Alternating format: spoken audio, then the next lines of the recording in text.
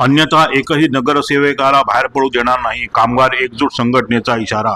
ठाणे, नवी मुंबई आणि पुणे महापालिकांमध्ये कंत्राटी कामगारांच्या हिताचे महत्त्वपूर्ण निर्णय घेण्यात आले असताना ठाणे महानगरपालिकेतील कंत्राटी कामगारांनाही समान न्याय मिळावा अशी मागणी कामगार एकजूट संघटनेचे नितीन मडके यांनी आंदोलन करीत केली. आम्ही ठाणे महापालिकेत 28 वर्षापासून काम करत आहोत, तर आमच्यावर अन्याय का? तसेच योग्य तो न्याय न मिळाल्यास आम्ही एकाही नगरसेवकाला पालिकेच्या बाहेर पडू देणार नाही असा इशारा देखील संघटनेच्या वतीने देण्यात आला होता. गेले अनेक वर्षापासून ठाणे, मुंब्रा आणि दिवा परिसरात विविध विभागांमध्ये कार्यरत कंत्राटी कामगार महानगरपालिकेच्या सेवांचा महत्त्वाचा आधारस्तंभ ठरत आहे.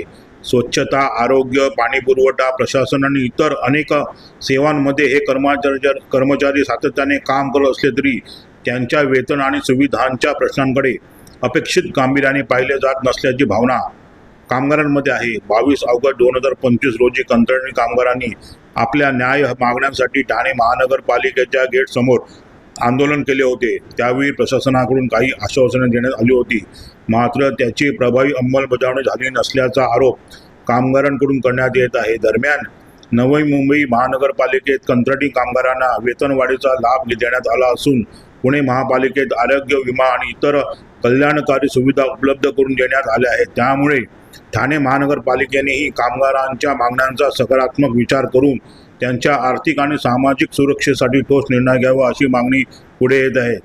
दरम्यान कामगार एकजूट संघटनेचे अध्यक्ष नितीन मडके यांनी सांगितले की कंत्राटी कामगारांच्या वेतनवाढीबरोबरच आरोग्य विमा, नोकरीची सुरक्षा आणि इतर कायदेशीर हक्कांबाबत सातत्याने पाठपुरावा सुरू आहे. महानगरपालिकेच्या महासभेत या संदर्भात ठराव मांडून सर्वपक्षीय सहमतीने निर्णय घेण्यात यावा अशी त्यांची भूमिका आहे. कंत्राटी कामगारांच्या प्रश्नावर लवकरात लवकर सकारात्मक निर्णय न झाल्यास भविष्यात व्यापक आंदोलन छेडण्यात येईल असा एक इशारा संघटनेच्या वतीने देण्यात आला.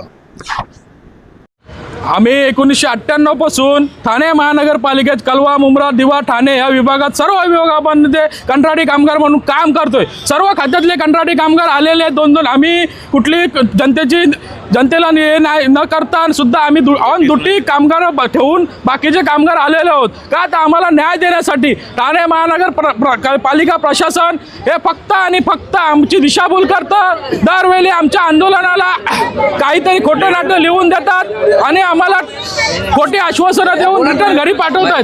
मावशी तर आम्हाला एवढंच म्हणणं आहे, जर पुणे महानगरपालिकेत ठराव पास होतो मेडिक्लेमचा, नवी मुंबईला एकनाथजी आपला गणेशजी नाईक साहेबांच्या आशीर्वादाने जर नवी मुंबईला सुद्धा ठराव पास होतो पगारवाढीचा, मग ठाणे महानगरपालिकेत का होऊ शकत नाहीये? का आम्हाला 28 वर्ष गुलाम बनवलंय? का आम्हाला कोण चाललंय बघा आयुक्त जातील.